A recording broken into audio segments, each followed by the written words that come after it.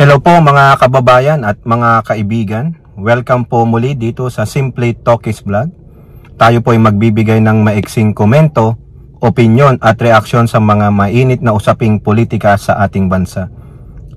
Salamat po sa lahat ng ating channel subscribers, mga nagla-like at nagsishare ng ating videos. Ganun din po shout out sa lahat ng ating mga OFWs, to the men and women in uniform, sa ating mga frontliners at mga guro. And may God bless us all. May God bless our country. May God bless and protect the Marcos administration from the forces of evils, the likes of Duterte's, their minions, their followers, and the anti-Marcoses. Pasensya na kayo mga kababayan, malakas na naman po ang hangin dito. Baka naririnig ninyo. So ang pag-uusapan natin mga kababayan ay ito pong pagbira, pagsupalpal sa inyong VP Sara Duterte na nagsabing mapupunta sa dumpster ang ating bansang Pilipinas. Siya po ay binara, sinupalpal, binoljak, no? ng isang abogado at ganun din po Palace Press Officer at USEC ng PCO na si Claire Castro. Sabi po dito sa article ng Manila Bulletin, Palace takes swipe at Duterte's over ghost students in DepEd's voucher program. Kung maalala ninyo, na-discovery po ng DepEd sa pamumuno ni Secretary Sani Angara na ilang milyon po ang nawawala sa copper ng DepEd na dito po nalustay sa senior high school students voucher program.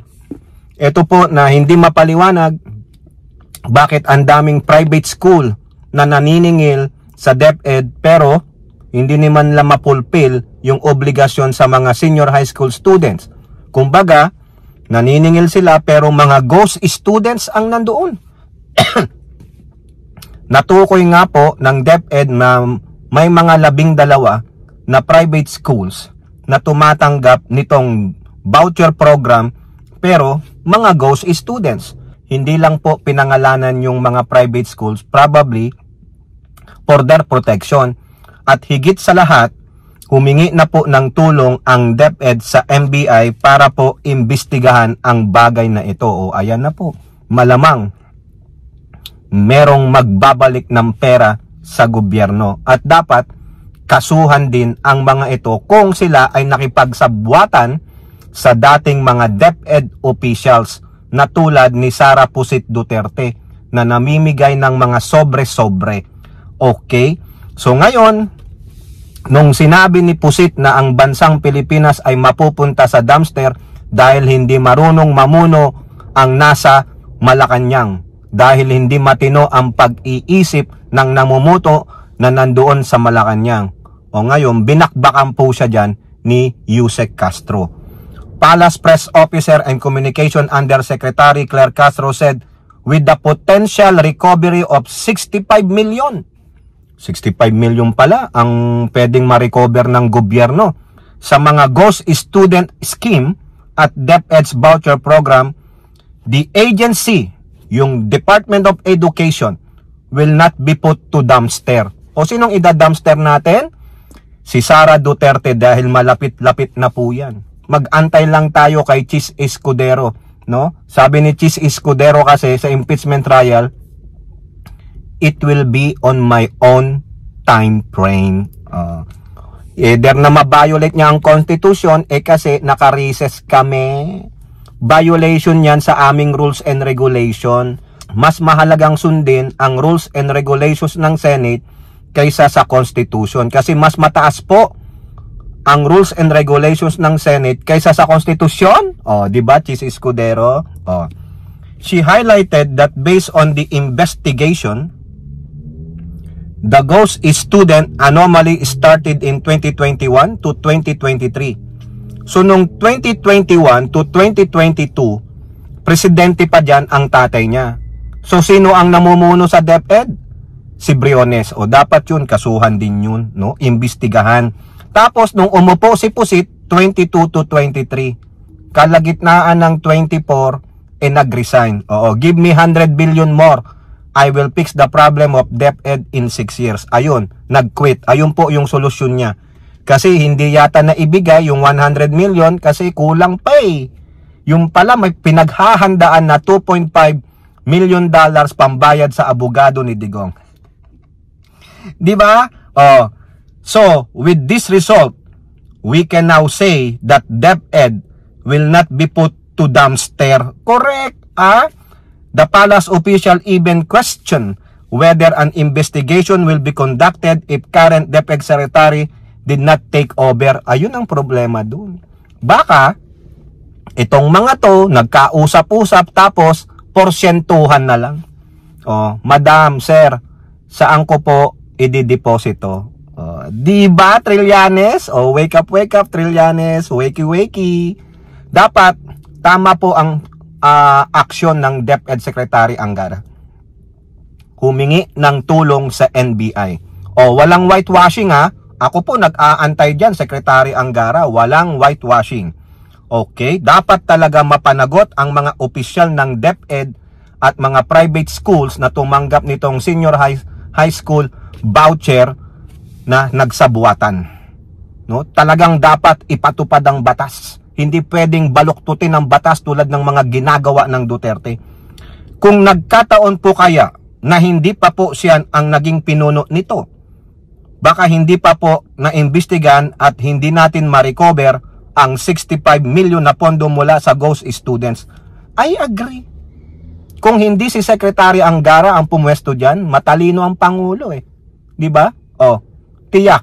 Wala na. Yung tulad na sinasabi ko, Ma'am, Sir, saan po i-deposito yung inyong porsyento? O, di ba? According to Castro, the DepEd has given an ultimatum and demand letter to the schools involved in the anomaly. The DepEd is expected to recover around 65 million from 38 schools that were flagged for their ghost students under the controversial senior high school voucher program. 38 ito, pero yung huling-huling balita ko latest kay kay DepEd Secretary Angara, 12 po eh.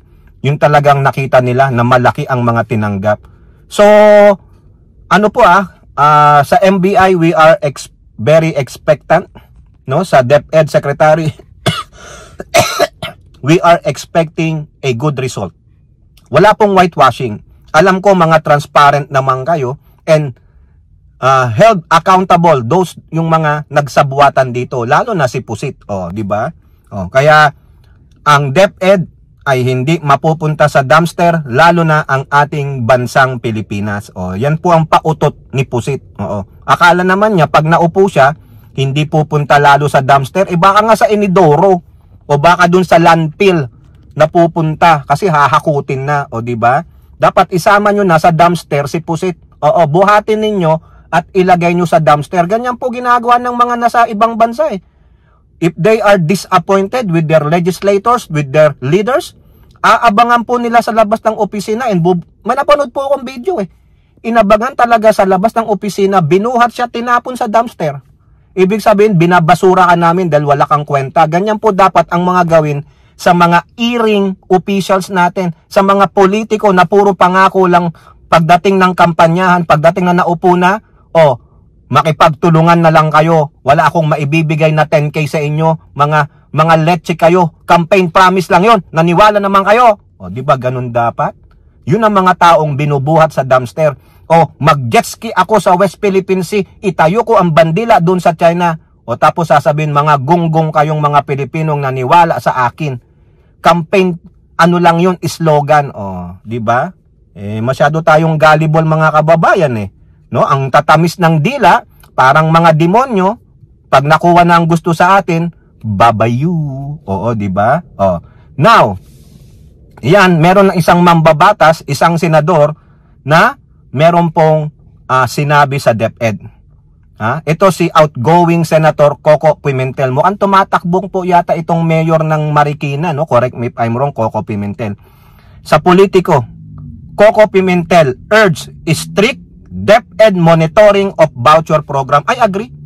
Kaya dapat Secretary Angara, we trust you. We trust your wisdom na gagawin mo ang lahat ng makakaya mo para po masolusyonan kahit konti ang problema diyan sa DepEd, no? At maibalik ang moral ascendancy, ang disiplina sa mga kabataan, matuto ng tamang pag-aasal. Kasi yan po ay hindi itinuro ng mga Duterte. Senate Minority Leader Coco Pimentel urged the DepEd to strictly monitor its senior high school voucher program. Quote, ito ay investment para sa kinabukasan ng ating bansa. I agree po, I agree. The lawmaker explained that the senior high school voucher program is meant to subsidize students in private schools. Tama, kasi yung mga kabataan po na gustong pumunta sa private school instead na sa public, may programa yun kung qualified siya Gagastusan sila sa kanilang tuition o whatever na pangangailangan ng senior high school para mapunta siya doon sa private school, hindi sila congested. Ang nangyari puro ghost students kasi si Pusit mahilig sa ghost, nang go-ghosting pati. Meanwhile, Pimentel lauded, tinan mo, lauded. Ibig sabihin, binigyang papuri. The DepEd for having recovered, na-recovered na pala, 65 million from 54 private school that made questionable claims under the program. Mabuti na ibalik ang 65 million? Yes, naibalik na pala. Congratulations DepEd Secretary Sani Angara. Tama si Yusek Castro. Siguro kung hindi pa si Sani Angara ang mauupo dyan, wala na. Pinagparty-partihan na ang 65 million. Kawawa ang mga estudyante. Kaya ang moral values ng mga bata, wala kasi yung leader, hindi very good example, hindi very good leader. Saan siya magaling mag-leader? Yung mangbutangera, Pero paano ito nangyari sa una? Hindi sapat ang ripan lang. Kailangan may pananagutan at reforma para na hindi ito maulit. I agree po, I agree. Tama po yan, Senator Coco Pimentel. Sana po matapos ang investigasyon ng NBI, no? At may managot. Kailangan may managot. Ika nga nila, heads will roll. Di ba? Sino ba yung nagsabing heads will roll diyan? Yung sa bridge na nalaglag, Sabi ni Ramon Revilla Jr., heads will roll. Sabi ng Pangulo, heads will roll. Ano na nangyari? Tapos na ba ang investigasyon? Meron bang mananagot? Sabi ni Peter Alang Cayetano, correct me if I'm wrong, na ang may kasalanan nito ay ang Duterte administration. Correct me if I'm wrong. Ayun po yung nabasa ko. Doon sa kanyang investigasyon kasi si Alang Cayetano ang chairman diyan na nag-iimbestiga diyan sa collapse ng bridge na yan. Okay? So patunayan nyo sa amin, heads will roll. Nasaan na? Baka egg roll ang gusto nyo. O kayo po, ano pong inyong masasabi? Comment down below and don't forget to like and share. Hope to see you in the next videos. Bye bye. God bless.